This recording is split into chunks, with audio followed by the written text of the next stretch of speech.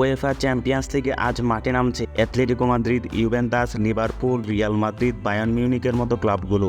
সবগুলো ম্যাচ শুরু হবে আজ রাত 1টায়। অ্যাটলেটিকো মাদ্রিদের বিপক্ষে মাঠে নামবে বেনফিকা। প্রথম ম্যাচে গড়ের মাঠে আরবি লাইপজিগকে 2-1 গোলে হারিয়ে চ্যাম্পিয়ন্স লিগ মিশন শুরু করে সিমিওনের দল। সেই ধারাবাহিকতায় বেনফিকাকে হারিয়ে পূর্ণ 3 পয়েন্ট সংগ্রহ করতে চায় অ্যাটলেটিকো। সিমিওনের দল রয়েছে দুর্দান্ত ফর্মে। টানা 13 ম্যাচ হারের মুখ দেখেনি স্প্যানিশ ক্লাবটি। সবশেষ মাদ্রিদ ডার্বিতে রিয়ালের সাথে 1-1 গোলে ড্র করে অ্যাটলেটিকো মাদ্রিদ। চ্যাম্পিয়ন্স লিগের প্রথম ম্যাচ জয় দিয়ে শুরু করা বেনফিকা গড়ের মাঠে অ্যাটলেটিকোকে হারাতে প্রস্তুত ডি মারিয়ার দল। চ্যাম্পিয়ন্স লিগের আরেক ম্যাচে ভিলা পার্কে বায়ার্ন মিউনিখের বিপক্ষে লড়বে এমি মার্টিনেজের অ্যাস্টন ভিলা। প্রথম ম্যাচে রেকর্ড 9 গোলের জয় দিয়ে মিশন শুরু করে বাভারিয়ানরা। হ্যাটট্রিক সহ 4 গোল করেছেন ইংলিশ ফরওয়ার্ড হ্যারি কেইন।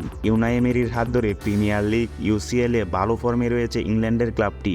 আরবি লাইপজিগের বিপক্ষে মাঠে নামবে ইতালিয়ান জায়ান্ট ইউভেন্টাস। 1984 সালের পর আর ছুঁয়ে দেখা হয়নি চ্যাম্পিয়ন্স লিগের অধরা শিরোপা। মাঝে 5 বার ফাইনাল খেললেও বারবার স্বপ্নভঙ্গ হয় তুরিনের ওল্ড রেডিদের। 40 বছরের শিরোপা করা কাটাতে প্রথম ম্যাচ জয় দিয়ে শুরু করে ইতালিয়ান ক্লাবটি। ইনজুরিমুক্ত দল নিয়ে লাইপজিগের বিপক্ষে জয়ের আশাবাদী ইউভেন্টাস ম্যানেজারের।